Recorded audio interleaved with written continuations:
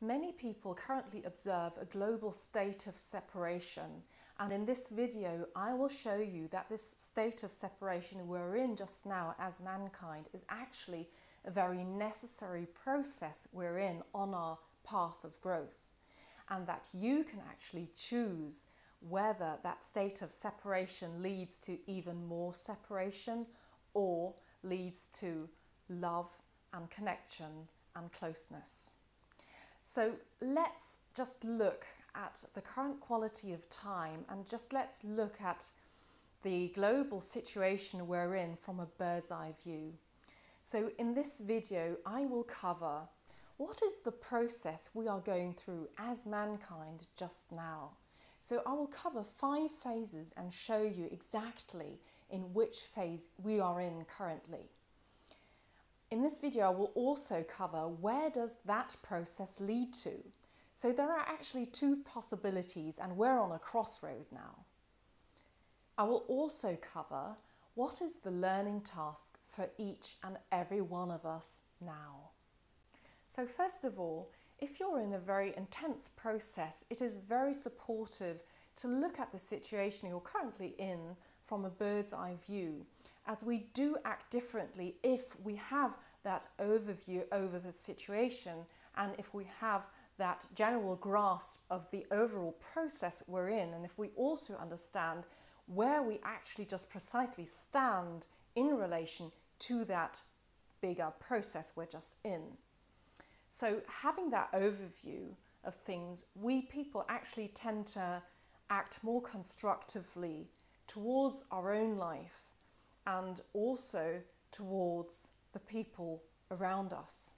So in this video, I want to show you in which phase we are currently in as mankind in relation to that overall process and what the universe is offering us now. Many of us experience that we have been entering a state of separation as mankind, and what actually happens is that we people tend to split due to our different opinions and due to our different truths that we have. So we can actually see that within relationships, we can see that within families and also within society itself currently. That state of separation we're in is a temporary state. And it is an absolutely necessary process we're in on our path of growth. But how we deal with that state of separation we're in currently is absolutely decisive for where that process we're currently in will actually lead us to. So we have mainly 2 choices here, and we're on a crossroad just now. So will that process lead us to living a future life where we'll be fairly unfree, where we will be exercising power over each other, and where we'll be living in even more separated from each other? Or will that process lead us to living connection, closeness, truth, and love? Connection and closeness is the greatest human need. And let's just look at the current situation of separation quite rationally. So just imagine 2 people fighting against each other. What does that dynamic imply, very rationally speaking? It implies that these 2 people involved are currently dealing with their truth. This person is dealing with his or her own truth, and that person is dealing with his or her own truth. Due to the current global situation, we all are literally forced to reflect on our own personal truth. It's really a process of identification. What is my personal truth? What is my identity? I'll now go into the 5 phases that we are currently moving through as humanity, and I'll also explain to you which phase we are currently in. So what happened last year was that due to the worldwide COVID lockdowns, we all mainly had to stay at home. So it wasn't possible to go out for dinner, to meet friends, or to travel. So any outdoor activity was mainly not possible. So what the universe was offering us here was actually to get out of that maelstrom of everyday life and enter that space of introspection. So the universe was actually offering us the possibility to reflect on our own life. I know many people that felt a great sense of relief during all these lockdowns, and a hell lot of people actually told me that they realized that there were so many aspects within their life that didn't feel in alignment towards their own true self. So either within their jobs or within the partnership they were living or the country they were living in. So after we have been through the first phase of introspection, we then enter the second phase, the self-love process, which is basically about finding out what is it that I want, what does feel absolutely true to myself. This phase is about engaging in a deep process of appreciating who I am. So self-love actually implies that we recognize and deeply appreciate our own uniqueness. It's about the recognition that I am different from the other person, and also the recognition that the other person is different from me. So this is an entire process of individualization. Now, phase number 3 is actually that phase that we are currently in. So now I have realized that I am different from the other person and that the other person is different from me. And now I'm taking the next step in realizing and lovingly acknowledging that fact. I can now learn to set healthy boundaries. Now, there are many people who think of boundaries in terms of building a fence around themselves. But a boundary is actually something that defines you. For instance, my favorite fruit is strawberries and his favorite fruit is apples. Now, that's a boundary. That's something that defines me and defines him.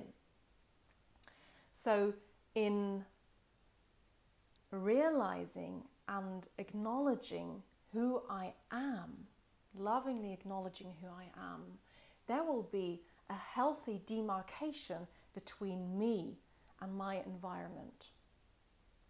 Now, as I said before, we're just on a crossroad here, because depending on how I deal with this phase, with this learning phase I am in, it will either lead to even further separation, or it will lead to connection and closeness and love. And I'll go into that deeper and further in a minute. Now, living my heartfelt truth out of the space of self-love, which implies that I am acting out of the space of my heart, will create quite another reality and will create quite another result than living my truth out of the space of the mind. If we are practicing self-love, we can establish a healthy form of boundaries that allows each of us to live our uniqueness and our divinity. It embraces not only my reality, but also all realities of the people around me. Whereas living my truth out of the space of the mind excludes all realities that aren't in alignment with my own reality. Now, I would love to give you an example here. So just imagine that I want something specific to happen and the other person doesn't want just that specific thing to happen. So understanding that situation out of the space of my mind would be to understand that there are two contradicting opinions that don't go together. Now, in my next video, I will talk about how we can learn to accept other people's truths that contradict my own truth as being part of my own greater truth. If we make it our conscious decision that we do want to live in a world where there is connection and closeness and love, and if we act in alignment to that decision, we will naturally enter phase number 4. Living my heartfelt truth and living that truth out of the space of my heart implies living my divinity and living in alignment with the universe. Living in harmony with the universe naturally implies being deeply, intimately connected with myself. Just imagine you are living just that life that you are yearning for, and it will give you that feeling of joy. It will make you feel balanced, and you will feel that deep inner peace within you, because you are now connected to yourself and you are now connected with the intention of why you are here on this earth. Self-love means being connected to yourself from the heart. It is a state of intimacy with yourself.